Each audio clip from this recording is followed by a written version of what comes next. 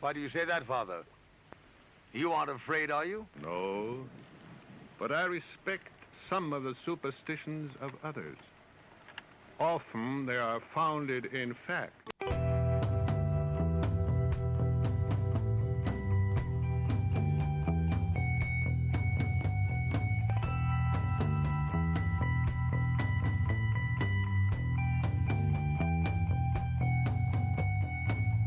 Broadcasting live from our Sanctum Sanctorum in Venice, California. This is the Sixth Sense Society. I'm your host, Krista, here with our producer, Michael, and today we're thrilled to have on this show David Harvey, who's going to be the last person in October as part of the Paranormal October special. And he is an EVP specialist and paranormal researcher with extensive experience on residential and historic sites. He's the former historian and researcher for the Pasadena Paranormal Research Society and the co-producer, co-host, and music director for Altered States Paranormal Radio podcast.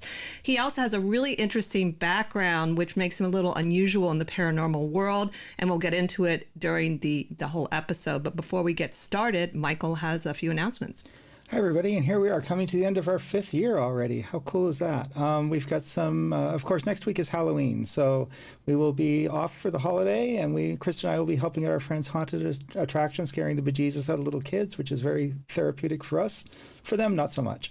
So it should be a lot of fun, and so we won't be here next week. And then we're coming back in November with a slate of guests. Jackie Smith will be back and a bunch of other cool shows. So get all the information on our website, sixthsensesociety.com, SIXTH, all spelled out. While you're there, buy us a coffee on Ko-Fi if you can afford to do so. It helps us cover a little bit of our production cost.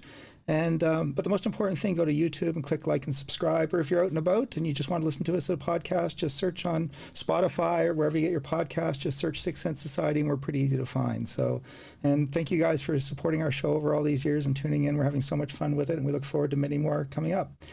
So I'm not going to take up too much more time, so I'm going to kick it back to you guys. So take it away, Krista. Great. Thank you, Michael. Yeah, 5 years. It's amazing. So welcome to the show. Well, thank you for having me. We're really excited to have you here, and I think you may be the first person that's going to be sharing during the show some EVPs, so we're pretty excited about that as well. So we're going to start first to get a little bit, I always like to get to know the person's interest and how they, came into the paranormal, whether it's, whatever way you want to approach it or how you became an investigator, because I think it's very interesting for our audience to know a little bit about that. Well, it started in childhood. And a lot of people have experiences as a child, some later on. Some have never had experiences and are very just curious about it. My first memory of having a paranormal experience is, I think I was maybe just past toddler stage, so I was like 3 to 4. And I woke up in the middle of the night, a dark bedroom, and I hear like a party's going on. So I waddle out of my bedroom, and I was upstairs, and I look down, and there are no lights on, there's no TV, no radio, but I'm hearing this like 100 people talking all at once. And then I go back to bed. The next occurrence was my family had moved from that house, which was in Texas, up to northeastern Pennsylvania. And we were in a 100-year-old farmhouse. First night there, I'm in an upstairs bedroom, wake up, sunlight is just coming through the window, it's beautiful. There's a big tree outside my window. And I wake up, and I feel something's around, and I look, and in that window is the face of an old man, scraggly beard, white hair, and a funny-looking kind of squash cap on his head, and he's just glaring at me. And an internal voice, comes up, just grandfather. And then he disappears, and I get up, and I run over, and there's nothing there. There's no ladder. Nobody's in the tree. And then... Now, that was back in the 60s, and I'd heard a little bit about my family background, but that didn't trigger anything. In the early 2000s, my mother showed me, she was going through boxes of family stuff, and she had one of those old cardboard prints of her grandfather, my great-grandfather. He had fought in the Civil War, and that was the face. Wow.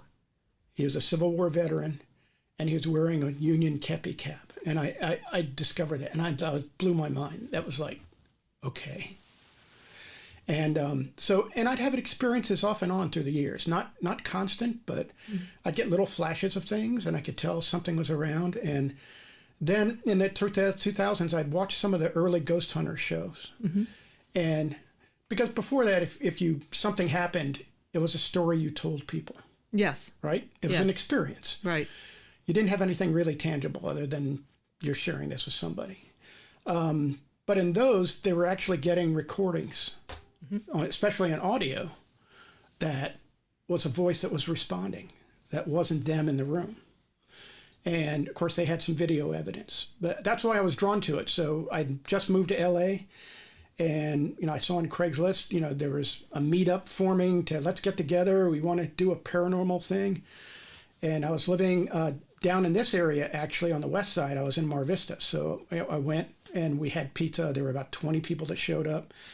And the person running it, actually, it wasn't actually do investigation. She just wanted to buy expensive pizza in Venice and watch Ghost Hunter reruns. Oh. And the rest of us were serious. Some people were members of teams, like my buddy, who eventually I trained with, and we did investigations for 12 years after that, and other people that formed their own teams. So that group kind of split off into the people who were serious about doing investigations, and then the people who just wanted to watch the shows and talk. So that's how I got into it.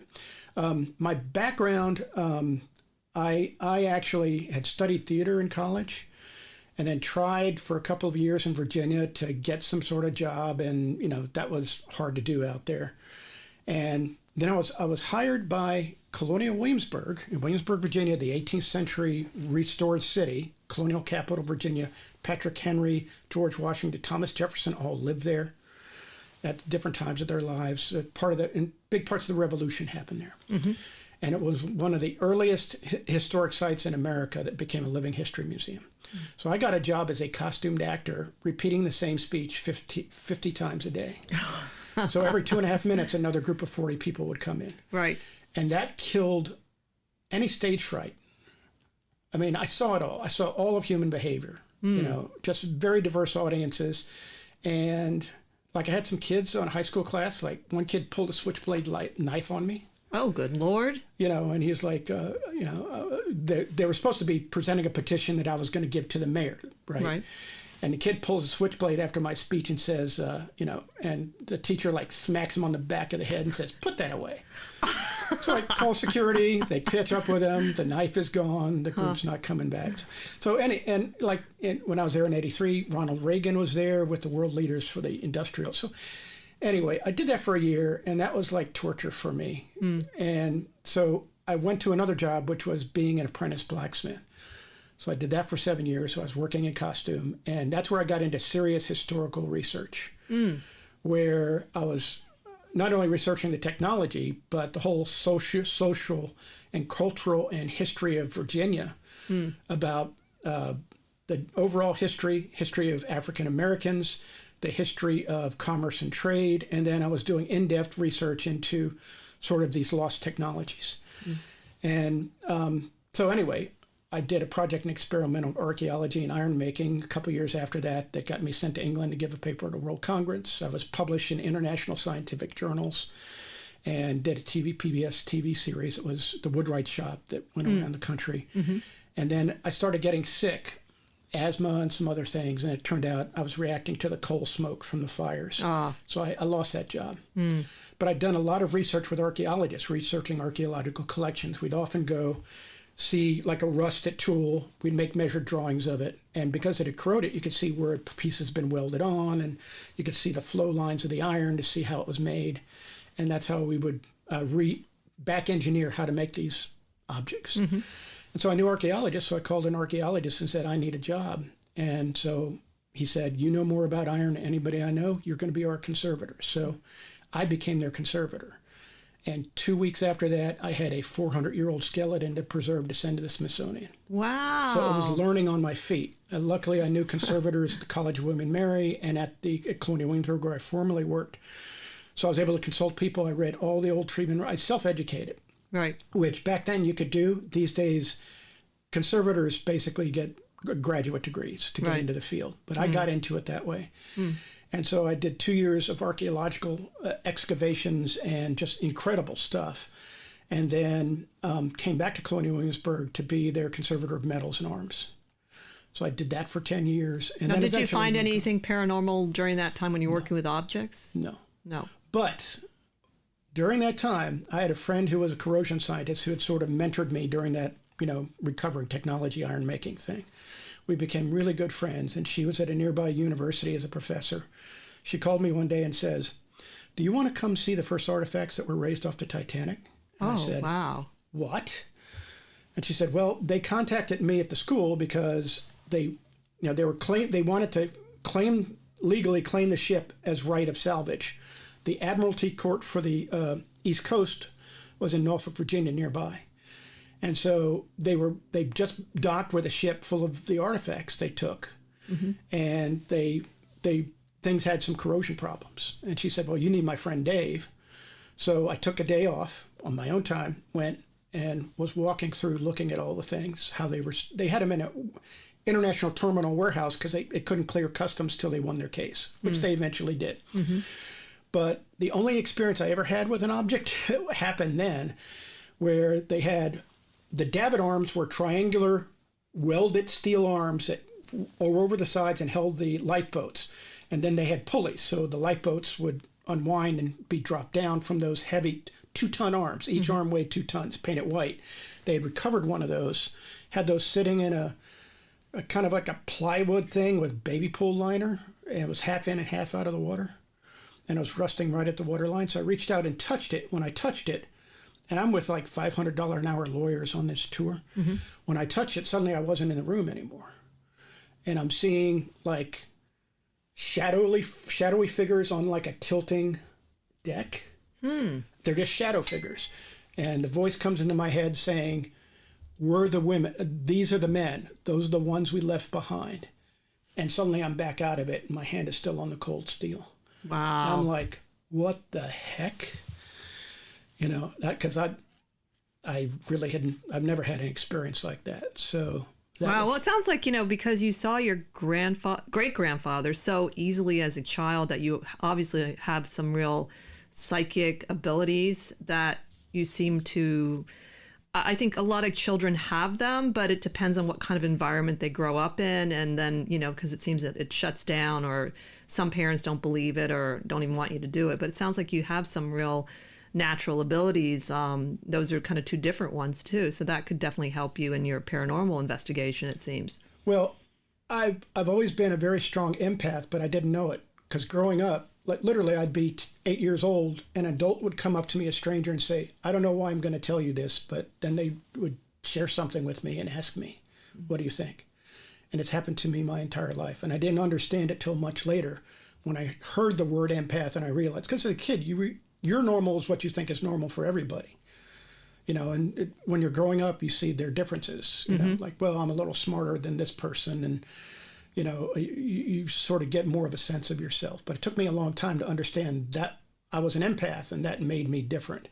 And that's been a big bonus to me in the paranormal, both in terms of understanding any spiritual energy around me, but especially in dealing with clients and when you're a case manager of a paranormal team, you have to deal with a team of people. Right. And you have to get people focused on a goal. And you still want everybody to have a good time, right? So you have to be able to connect with people. So, and I think being an empath is a good skill for anybody. Oh, absolutely. So let's talk a little bit about how you approach investigation, because it seems to me from talking to different paranormal people, there's some things in common, then there's some things that are really a little bit different in terms of your approach. And if somebody contacts you or had contacted you in the past, how would you initially approach the person or the situation even? You mean about a case coming up? Yeah, about a case. It depends. If someone is coming to me and says, "I have a friend," I'm going to let them tell me what they know first, because I want to get a sense of the case. If it's an email, there'll be some information in there. And so, depending on what I see, one of the things you need to, the biggest thing, whether you have abilities or whether you're being presented with something and you're deciding, should I do this, is discernment. And that's the hardest thing to learn. It's like when you're psychic, sometimes you have to discern, especially an empath, you have to discern because many people I see who are empaths, particularly women, they get overwhelmed and they don't understand the energy that's in them is coming from outside of them. And it's happened on paranormal investigations I've done where suddenly somebody starts like, it happened in an investigation at Linda Vista Hospital where we're doing tours and one woman walks off by herself and I hear sobbing. And my buddy is at the front of the tour, I'm in the back. So I walk off and find her and she's sobbing uncontrollably going, I don't know why this is happening. And in my ear, I'm hearing, because I'm clairaudient, I'm hearing, help me, help me, help me.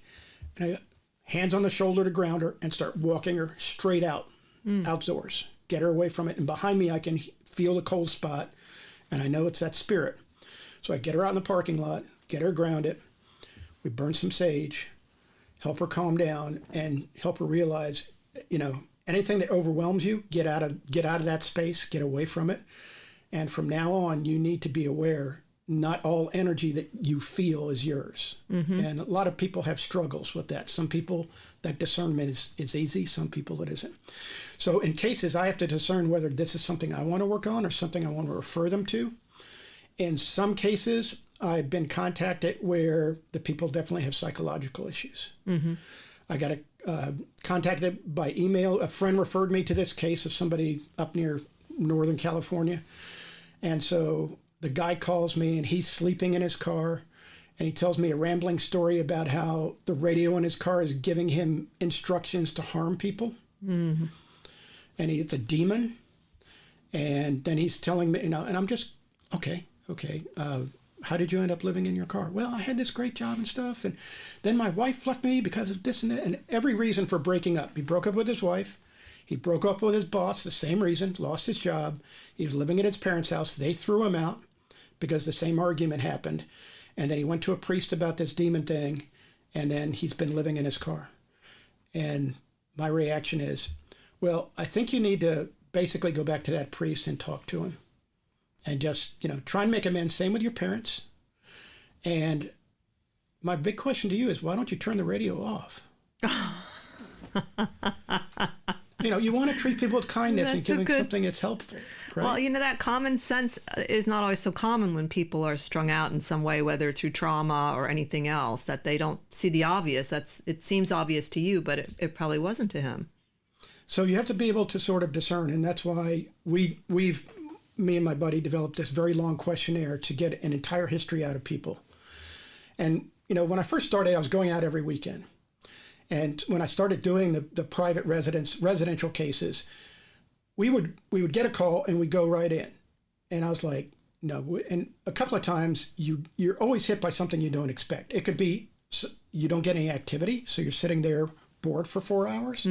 It could be you're getting some gnarly activity that you didn't have an inkling was there. So you have to be prepared. And sometimes there can be issues with the people in the house too. So, a big thing is to get as much info. I take time. I get information beforehand. So having people fill out this questionnaire, I'll do a long interview on the phone. I record the interview just because if I get an EVP during that interview, a voice that's neither me or the person, that's a clue to me that there is something that's validating part of what they're telling me.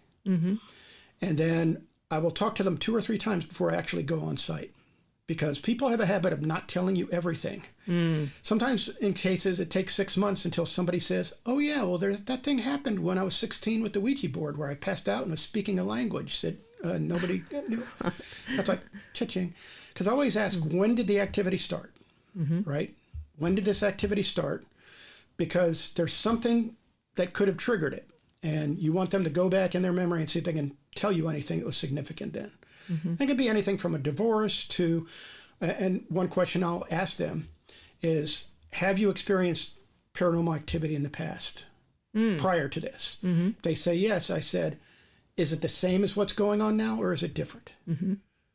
Because if the same as what happened before, it could be traveling with them. Right.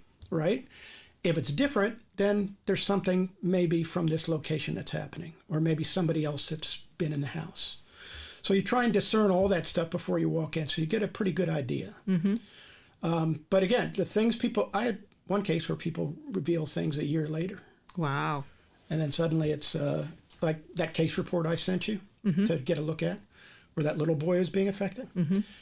It took 6 months for that person, for the mother to tell me, oh, well, yeah, I just remembered. One of the neighbors had told me that there were these two men dressed in black that would come twice a month on Sundays to the house. And the family did weird things. Like they had like religious services in the living room, and they didn't celebrate any of the holidays. And they, you know, it was a weird thing. And she gave me a phrase. So I was able to search on that phrase and turned up what these two spirits were doing to their boy. Because the toddler, 3 years old, said two men were coming to him and scaring him. And he said their names. Wow. A toddler. Wow. And he could describe how they're dressed in a toddler's language. So you have to understand how to work with children on these cases too. Sure. So having a child that young be that specific instead of just a scary thing. Right. You're like, heck. And he's like, they're dressed in black. One was younger, one was older. And that's precisely the profile of this religious sect. Wow. That the family that had built the house was into. And it was the key to understanding what we could do to sort of alleviate the situation. Wow. Well, let's talk about and maybe share a little bit of the EVPs that you have captured. So what one would you like to start with? Well, let me give a short primer on EVPs. EVPs, that's evidence that you record. And it could be evidence you experience too. So when you're in a situation, you hear a voice that doesn't belong to anybody in the room, and you're pretty sure nobody's outside the room, that's called a disembodied voice. One or more people hear it at the time, and it's on your recorder too. And EVP stands for electronic voice phenomenon. So that's a voice that comes in, but only when you play it back. Nobody heard it at the time. Now, eventually, as I investigated more cases, I learned to have a pair of headphones hooked to my digital recorder. So I had super amplification. So sometimes I hear a whisper. You'll hear in one of these EVPs, I think I hear a voice. And then you hear it. My buddy didn't hear it. But so that's an EVP. The next thing that can come up is you can get what's called instrumental ITC, instrumental transcommunication. When you use a separate device like a radio, a radio, a TV, there's a special kind of radio that's been modified where it flips stations. You know, people do that in a car. Well, it's called a Frank's box. And so people use that because anomalous voices can come through. So that's another thing. And experiments were done from the 50s straight on through with people experimenting with devices to get ghost voices. So that's another mode of EVP. So you're going to hear several modes. One thing we always discern, I always ask people when they get EVPs, have you heard this voice before? Oh. If it's the same voice that you hear in different places, Right. that voice is with you. Right. Most likely. Makes sense. Right? If it's different, then it could be coming from the location. Okay. So the first one we're going to hear came from an investigation out in the high desert. And the family was having serious stuff. They had a baby, and the baby was being affected, scratched. They were seeing dark clouds. The husband was having disturbed sleep. So he was doing heavy-duty sleepwalking, but he was picking up 100-pound TVs. That's when TVs were far heavier. Oh, right. Yeah. Back then. And he would be talking in a voice that wasn't his when she would wake up. And wow. So we're getting all this story. So this is part of our interview. I learned sometimes you get your best evidence when you're recording, when you sit down with a client when you first walk in, rather than in the more formal thing where you're asking questions because they can get a little shy. So this is from the interview. You hear my buddy who's talking to the client about the sleep disturbance, but then you'll hear my name said, Dave. And that's a voice that I've been hearing in my ear for several years up to this point. So okay. Here's the EVP. Here we go. Okay. Ready? Sleepwalking, the other stuff's being caused by... Did you hear that? I didn't hear the last part. Play that one more time. You hear my buddy saying sleepwalking, da-da-da, and you'll hear Dave. Sleepwalking, the other stuff's being caused by... I don't know why I didn't hear that. I heard it before when you played it, so maybe it's just I can't quite catch it for some reason. I would say it's me, so because I didn't hear it when you played it before the show. The word Dave, right. Yeah. Right, it came out clearly on the phone. So that's an instance of of something being with me. And then I later learned, because several psychics had approached me and said, your guides are saying you're not listening. And so I'd heard that for a few years. And then basically this is another conversation about spiritual evolution, but I was able to sort of understand how guides communicate, because I kept expecting a total conversation. That isn't how it happens. So anyway, that was one of my guides. By the way, Mark, who's chatting, he heard it. Okay. So that's the first EVP. The second one is when I think somebody else's guide comes in. And this is a person who was a paranormal investigator, had some heavy-duty experiences, had been attacked by an entity in a really house that had very negative energies in it. It was an old sanitarium. And she'd moved away, but she'd kept a bunch of the kitchen tiles from the place. Oh. And she was being attacked by this entity. So she was living in West Hollywood. We did an investigation of her apartment. And this is our conversation with her. And you'll hear her voice, because after she says the word okay, where she's talking, you'll hear her voice kind of come in on top of her saying, "Now is the time." Okay. And I'm like, whoa, okay. I said, I really don't know if I should. Did you hear that? Absolutely. And with these EVP voices, they often can talk in a faster rhythm or a different rhythm that we're used to in conversations. So sometimes you have to adjust yourself to really read it. This is a little bit faster than what normal talking Now, would what do be. you think was meant by that? Now is the time. Because we're talking to her about what she can do to solve this problem. Oh, so now is the time to solve it? Or? This is the time to solve it, because this is dangerous. And it was getting dangerous. I'm not going to tell you the extent it got dangerous for her and her boyfriend she was living with, but it got dangerous. Wow. So that was like a good voice trying to help. Yeah, that was one of her guides, I think. I'm going to play it again. And I'm like, whoa, okay. I said, I really don't know if I should. Do you think that's a male or female voice? I think it's a male voice. Sometimes it's hard to tell. Yeah, it is hard. The other thing is, a lot of these voices you pick up are whispered. And let me see. Okay. Are whispered. So when we do EVP sessions, we tell people don't whisper. If you're going to ask a question or speak, feel free, but normal tone of voice. And I'll often, when I start a session, I'll have everybody say their names before we start. In one investigation, I have everybody say their name, and we had an extra voice pop in. So that's kind of cool. I'm here too then. So that's now is the time. What's the next one on the list here? Now is the time. Is it Alcatraz? You skipped the first one, I think, didn't you? The Alvarino? No, we did that. Oh, That's that the one. Dave one. Oh, the Alcatraz. No, we didn't do the Alcatraz one. Okay. I did an overnight investigation with Alcatraz when they were doing that back in the 2010 era. And so 40 people paid and went to Alcatraz to sleep overnight in one of the cells. Originally started by the National Park Service with a program for Boy Scouts and other nonprofit groups that would come and pick up, work for an hour or two on the island. They could spend the night and hear about the history and then go home. So a lot of paranormal investigations came in. So we had a tour of the island after it closed. We picked up trash for an hour, and then we started our investigation. And it was wild. We had a thunderstorm with like 50-mile-an-hour winds and lightning that night. And I just went to bed after all that started because I was doing my recordings. But this is a recording I did, and you're only going to hear the voice. I wasn't asking questions. I was downstairs where the showers were, prisoner showers. You'll hear a male voice come in, and I think it says, I don't know shit about them bums.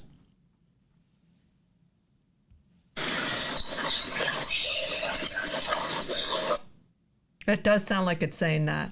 Right. Now, to me, that's a residual. And there are all different types of paranormal phenomena hauntings you'll run into. If this sort of tells me this is probably a residual, this is probably a guy talking to a guard at some point, and it somehow got recorded into the fabric of the building.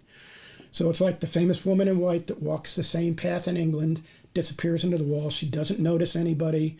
If you say something, she doesn't react. And I have another example of this kind of residual audio. Mm-hmm. So this is probably residual. It's not something that's recognizing you at the time. It's not interacting with you. Okay, what's the next one? Now, don't tell people what it says, and let's see if somebody can hear what it says. Let me play the Alcatraz one more time. Yeah, play that one more time. It's definitely a long phrase. Yeah. You can definitely tell that. One thing I wanted to ask while we're going through these EVPs, it seems like it can be quite overwhelming to organize and go through your EVPs. Is that true for you? I mean, I got that from our friend Jeff Mandel. He has so much to go through still because of the way he collected it. And it seems like it's a very important part, but not talked a lot about. Like, how do I organize it? It's days or weeks. I mean, when I first started, I was only using my recorder when we were asking the questions. And then as I started doing these residential cases, I noticed, I'm going to turn it on when we start. And then I was suddenly getting stuff. When we pull up the park, when we walk in the door, I'd get something. So I would have one digital recorder recording the entire time, and a different one I used for the back and forth. When you record during a question session, you play it back right then to see what responses you're getting. So I had to go through all that audio and all these cases. So it's like, my buddy didn't want to do it. So I think there's a job there for people. Oh my God. Very important. So, okay, so what is our next EVP that you have? You have the list there. The pipe. Oh, okay. It's this happened. Or I'm not sure what that is. One thing we always tell experienced people, don't record in your own house because that can spike up activity in your house. So we've had clients who've watched the ghost shows, and almost every one of them who used video recording and did audio recording in their houses like they'd seen on the ghost shows on TV, the activity would just blow up because you're paying attention to it. Right. Right? So if it's a human spirit there, it's like, they notice me. Oh, bam, I'm going to just, you're going to see me every day now. So that's the rule. But I had moved into this house in the valley, San Fernando Valley, and first walking in there, I knew it was haunted. So several spirits were there. I walked in the kitchen, I'd get a very warm feeling. And I felt it was like probably an older woman who had lived there. Kitchen was her sort of place. And she was very happy. Me and my dog were there. Nobody else was living in the house at the time. A friend of mine owned it. So it's okay. And then a few weeks later, my dog was getting attacked by something that we could not see. And I mean, it was literally torching her. And I'm like, this is not good. So I decided one night, and I knew I was recording in my own house. I was in my bedroom. So I just made a little circle. I basically would sprinkle salt into a circle and then burn herbs to sort of sanctify it. So you don't want to sort of invite something in, right? So, and then I turned the recorder on, and my dog started growling. And then shortly after that, this came up. And this is a whispered voice. I'm not going to tell you what it is on the first playing.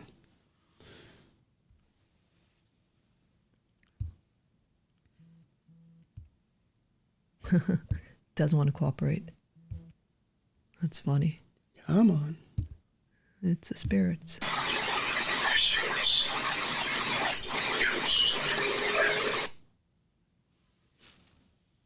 What do you think that's then? Well, I know because you sent it to me, but you can definitely hear some really strong words in it, like the word see comes out strong to me, could see. So I don't know. I'm not very good at... But on these EVPs, the voice can waver in intensity, or the amount you can pick out in terms of diction. Sometimes it's not very clear. It can fade in and out.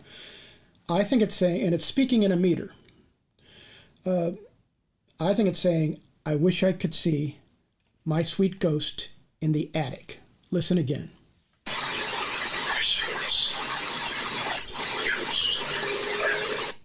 Yeah, addict and sweet ghost are definitely a strong...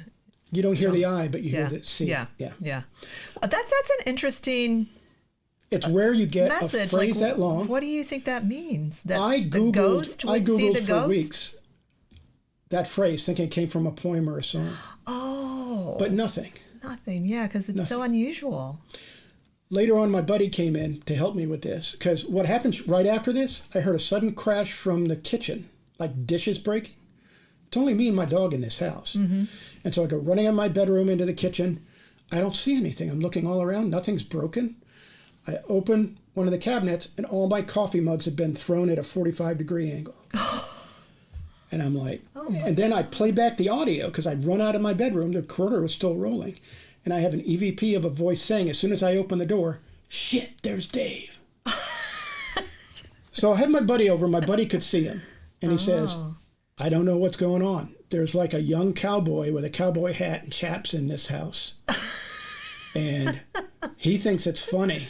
Oh my God. So, we basically do the incense burns to pop him out. Right. And like he's dodging my buddy, and he's like hiding behind me and my buddy. And like my buddy finally gets this, smoke on him, and he goes. And then I find out the guy who's the former tenant in the house, he suddenly showed up the next day, called me up and said, it was midnight. I'm coming from Ventura. There's a package of stuff I left there that I need. I said, well, I'll get it. It's stored here. I'll get it. I'll put it on the porch for you. And then he's banging on the door at 2 a.m. He's got to come in. He's got to come in. He's obsessed. I got to take a pee. All right, fine. Come in. Come in, and he leaves. And I'm, my friend who owned the house, I said, this all happened. What is this about? She goes, well, he grew up in Arizona. Mm-hmm. And his dad owned the biggest funeral home in Arizona and the oldest cemetery, the Pioneer Cemetery there. It was his attachment. Oh. That's so interesting how he called you right after that happened. Well, his attachment psychically was linked to him, attached to him. That was an attachment. So he was psychically able to say, come pick me up, buddy. Wow. You're about an hour and a half away from here. So do you think that in that situation, he wanted the attachment to go with him? That he had some kind of reason to keep the attachment? That's what some attachments do. They form this sort of consensual bond with somebody where if you feel one is lost without the other kind of thing. Yeah, my father talks about that with spirit it's not attachments. a good. It's like a bad relationship. Right. There's a understanding or consensus. There's a reason, and that unless the person's willing to let that go, the attachment will continue. Right. It's not good for you usually. Right. Well, think of how many people have bad relationships they don't let go it turns of. out when he was a teenager, he was doing embalming for his father. Oh. So yeah, that's creepy. Wow. That's creepy. Don't do embalming with your father when you're a teenager, please. All right, let's move on to the next one. I can't pronounce that. Beau Rivage. This was an investigation at it was a very famous place in the 80s in Malibu. It was a famous restaurant. Johnny Carson went there. All these celebrities. It was the celebrity hotspot in the 70s into the 90s. It sort of fell on a bad time. It wasn't nearly as popular, still exclusive. And then it had a fire, I think, around 2014, 2013, somewhere in there. There was a fire, and it gutted the inside. A lot of the inside was burned. A lot of it wasn't. And a buddy of mine who's an archaeologist, who also is a paranormal researcher, investigator, I did investigations with him, and he said, you want to come do this place? I have access to it. I know the owners. So it had been completely shut down. We got into the yellow tape. We were allowed in because part of the roof had fallen in, but all that stuff had been removed, so it was safe. So we're doing an investigation. My buddy likes to use devices. So he uses his phone with, there's a device called an Ovilus, which it's used, which basically is a random word generator. Right. So there's a phone app for it. So, come on. So he's basically, he hears, the things that his phone is spitting out, and he's saying the words. I'm recording. So you'll hear it here. You hear the word come out. He goes, Howard, Washington. And suddenly I'm laughing because, like, back in the 80s, that was the name of the mayor in Chicago who was accused of being a cross-dresser. So I make a joke. As soon as I say that joke, a boo comes. It's the first time I've ever been booed. So this is that. Okay. Harold Washington? Or is there a Harry and a Washington? You mean the former mayor of Chicago who dressed in women's clothes and Does that piss you off? That is so distinct. Boo. I got booed, yeah. I got heckled. I guess I thought when I heard that, I was thinking more like boo as a ghost, like I'm trying to scare you, boo. But I guess you're right. He's like doesn't approve of your joke. Well, it's one of those things you don't believe anybody hears a boo on an investigation because that's the thing you heard growing up. Go say boo, And it's just like, no, they never say boo. Well, now you have the evidence that they do. Proof. I'll play it one more time. Harold Washington? Or is there a Harry and a Washington? You mean the former mayor of Chicago who dressed in women's clothes and Does that piss you off? Now, did you hear that or only on Not the at the recording? time. Nobody heard it at the time. That's amazing because it's so clear. That one's easy to hear. I love it. Okay, what's our next one? The next one is, I don't want to say it. It's because it's the words. The get. Yeah. Okay. This one, my buddy worked for a production company in Burbank, major production company, and they had been seeing a full body apparition in the place. My buddy had seen it. Other people, it was scaring employees. So his boss knew he did paranormal investigations. So my buddy said, well, why don't I'll bring some friends. We'll come in the weekend. We had a psychic with us, so we came in. We came in on a Saturday, and there was nobody else there, luckily, because usually they work overtime hours. And so we're going through every room in the building. And so we're upstairs, we're going to the offices on the second floor, and me and my buddy walk into this small room. And this is when I was investigating. I learned to wear headphones because I act as an amplifier. So I think I hear something, I think I hear a whisper. We didn't hear anything at the time. But the recorder picked this up. All right. Just heard a voice. Now, that's one of the most common things people hear on a paranormal investigation. A voice saying, get out. And there could be any number of reasons. In a home, it's more than likely somebody who lived there or somebody who built the house or owned it. And why are you in my house? So that's a common sort of source of haunting. It could be somebody's in there. On many investigations in homes, ghosts tend to nest in rooms that are full of junk, that have the curtains closed, don't get a lot of light or air, that are kind of just filled up. Attics and basements are common places where they sort of nest.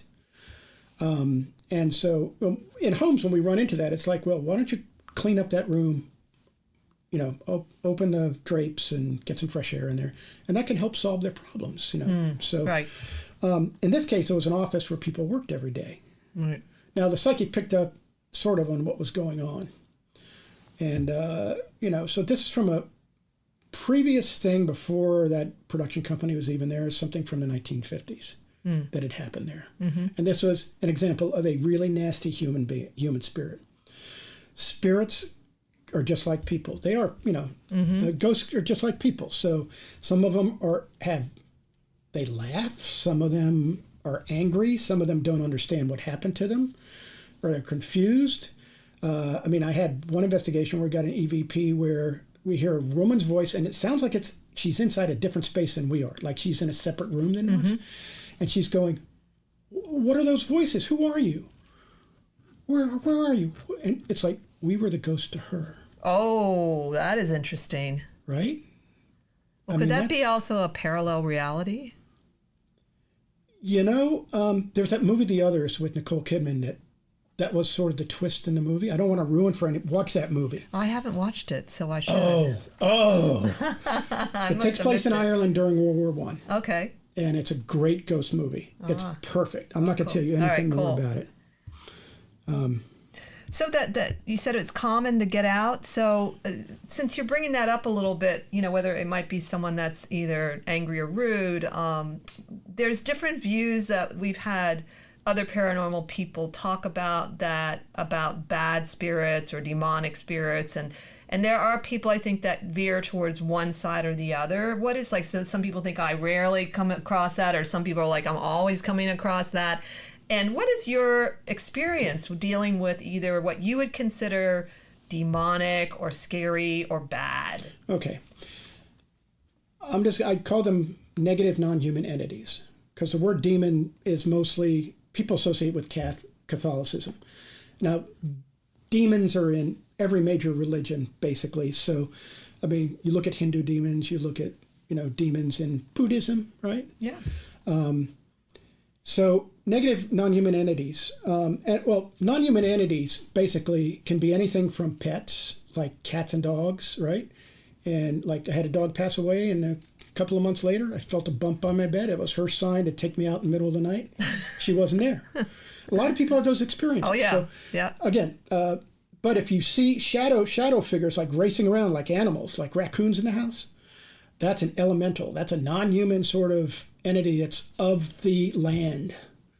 Okay, and so if something presents in an animalistic way, if you hear growling, and I did one investigation, that same place where that friend I told you had this serious attack, that sanitarium. One of my first investigations was there.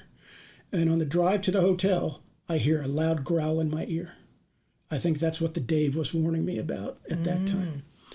So that can be a sign of it. The other sign is I always look to activity to give me a clue to what's going on. So in terms of activity, it's if you see a pencil elevate, I've seen that.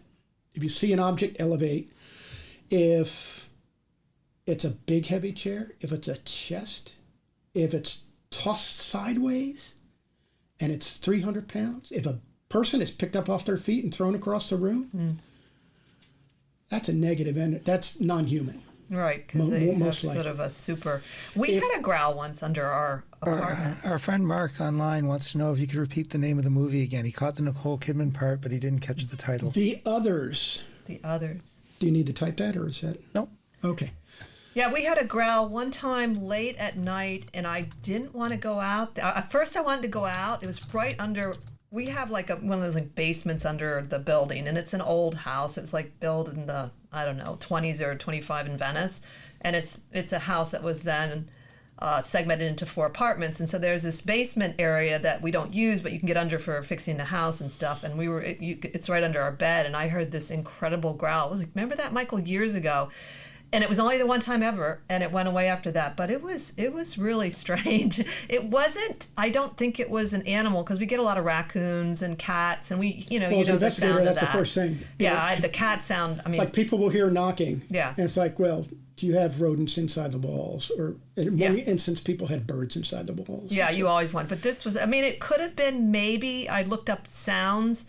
If it was possible, it sounded like a bobcat. It was that kind of a growl. Well, if it's more cat-like, then that's... And like I said, it was not a regular cat, though, because I said, and I suppose I don't think it's impossible that a bobcat could be passing through, because we've had a coyote. Could have been. No, it wasn't a cat for sure, because we get a lot of cats. But anyway, it was the growl thing. I could see that being sometimes. Well, there was a famous one on the Queen Mary when I was doing investigations there. Back then you could get access to the pool area. The pool had been drained, but it still had some water leaking in and stuff. But that was where the famous little girl spirit Jackie was there, and there was a famous one called Grumpy, and he hid basically back behind the stairs in a little side room, like a utility room, and he would growl all the time. And it's like, oh, Grumpy, there you go, fine. Hi, how are you? That's funny. It's called Grumpy. So I think we have one more, the Billikey resident. Okay, did we do... That's, we had the Get Out and everything else, I believe. Oh, I had the other one. Okay, I'll have to search my email to pull up this other one. We'll play this next one. This was a private residential case, and off-the-wall residual energy. So all the EVPs were basically things... Now, I did the house history, and none of it belonged to the house. This was all, some did. But the predominant amount of this gnarly stuff was coming from somewhere else. So, because basically, the woman's daughter had, and she was Indian heritage. She had bought this house for her mother to move from London because she was having a baby. She bought it it was an estate sale because the people who built the house in the 70s, both husband and wife had passed away, so it's being sold off by the kids. So nobody else had owned the house. There was no history of anything else on that property. We were getting stuff like mob stuff coming through. Ooh. Which is like, is there some sort of linkage coming in here? Some sort of portal that's opened up to somewhere else? I mean, I had EVPs of people like pleading for their lives. And it's like, what the hell is going on? Just a short thing, but no. It's like, what the hell is going on? And it was mixed in because this was in an area where in the 90s, I think, in the 70s or 80s, there was a refinery across the way, and there'd been a major explosion where people died. And so that was one of the people that our psychic had picked up on. So, we could kind of distinguish him from all the rest. The rest didn't show up till I started going through the audio. And same with this. Nobody heard this at the time. So this is a recorder I left just sitting in the living room. It was my record everything recorder. I was going off to find my backpack in another room to get new batteries because I knew the batteries were getting low. That happens in paranormal investigations. So the psychic's talking to the homeowner, this elderly woman, Indian woman. And so just listen to the end of it. I'm going to play it and then I'll tell you what it is. Here we go. East is a very rare one. None of us have ever dealt with this before, so or at least I know I haven't. I think they might hide at the back of my sofa. You hear that boom? Yeah. Okay. If you're wearing headphones, you can clearly hear a cock. It's a shotgun going off. You hear this click where he's chambering around, and you hear boom, it reverberates. They keep talking. They didn't hear it. Wow. I'll play it one more time. Yeah. East is a very rare one. None of us have ever dealt with this before, so or at least I know I haven't. I think they might hide at the back of my sofa. Right in the middle there, it's really clear that the sound of the boom. And actually, what she was complaining about, none of this extra stuff was in the ambient energy, but that wasn't bothering her. She wasn't hearing this stuff that was happening. She said, especially when she got her prayer rug, she would get these pinprick things. And she'd been to doctors for over a year looking for allergies, skin conditions. She'd done the whole thing with medical stuff. And every time she'd get down to pray, she was getting attacked by something. So that's what we were presented with when we walked in. But what we, and we were able to sort of resolve that with a couple more visits and more research. But this sort of residual stuff was like, where is this coming from? Wow. So sometimes on sites, you can get a thing happening in a paranormal investigation where, especially if you research with a medium or a psychic you trust. I was doing one investigation in another house, and all these strangers kept popping in. And the psychic's like, there's a woman here, and it looks like she just got off the plane from Miami in the 60s. And she's asking where the bar is. And figures. So there are places that are sort of portal areas where there's an open portal where these spirits can suddenly pop in and out. So they're sort of transient spirits. They don't belong to the house. They don't belong to the people. And so you'll get stuff that doesn't belong. Now, why that happens, the hardest thing in all of this is to figure out who's saying what. You don't get names very often. You don't get anything more than a couple of phrases. You may get a yes or a no. But there's very little that's specific that comes through on these EVPs. So it's hard. So you don't get the names very often. What do you think that's about? I don't know. The other thing I was thinking, and I mean to ask everyone and I forget, is do you ever get an EVP in another language? Yes, that happens.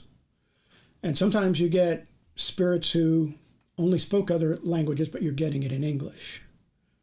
So, the way they're communicating is more of a, what do they call it? It's sort of a transference instead of a sound thing. You know what I mean? So it's some of these voices sound electronic too. You'll get those right on occasion. Let me find that other EVP. Maybe there's some questions here we can answer while I'm searching for it. Okay. Well, first of all, I want to thank Mark for his comments throughout the whole show. I've seen some of them, and I'm glad you asked about the movie again. And then I also wanted to give a shout out while David is looking for his other EVP that he's going to be doing a lecture in October. I wrote it down somewhere. Oh, no. No, I'm not doing a lecture. You're not doing a lecture at library lecture? Oh, maybe that must no, be an that old was one. years ago. Oh, sorry. Take that back. Yeah, that may be still up on my website. Yeah. Well, I didn't look at the years, so sorry about that, people. But he did do one before, and library lectures we've talked about that before. They're actually quite popular these days, and I don't know when they became so popular, but I know several of our friends that have come on the show, and they've been doing the whole series of it through October. So okay, I've got it here. Okay, cool. He's got the EVP. Okay, I just bought my first digital recorder was like a really $20 one. It was cheap. It was bad. So I saved my money and I bought a Zoom recorder. And so it arrives and I'm doing the Queen Mary, first time on the Queen Mary that night. Very early on in my investigating career. So I go on the Queen Mary, I record, and I come back the next day, I go to hear the audio, and nothing got recorded. And I go back to over the instructions, and I didn't, with the Zoom recorder, you had to hit a sequence of buttons to get it to save the recording, because they're big files. I didn't. I just turned the recorder off. I didn't hit the stop button and let it. And I was like, oh, a Queen Mary the first time. And I was going to see my buddy to do our paranormal podcast that afternoon. So I said, I'm just going to put it in my car. I'm going to let it record in my car. And then I'm going to deliberately, when I park the car, hit stop, turn it off, and then I'll listen to it, make sure I got that was just to get the recorder working. Instead, I got this EVP.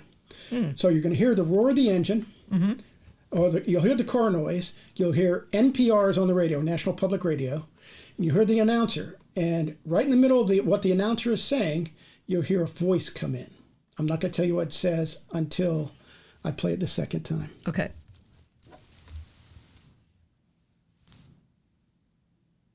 My generation grow from hurdles into mountains before. Or it's that sort of electronic voice at the end? Yeah, I heard the electronic voice. Play it again. Okay, wait. What I hear is, Queen Mary is my ship.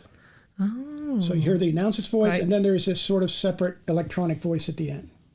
My generation grow from hurdles into mountains before. You're right.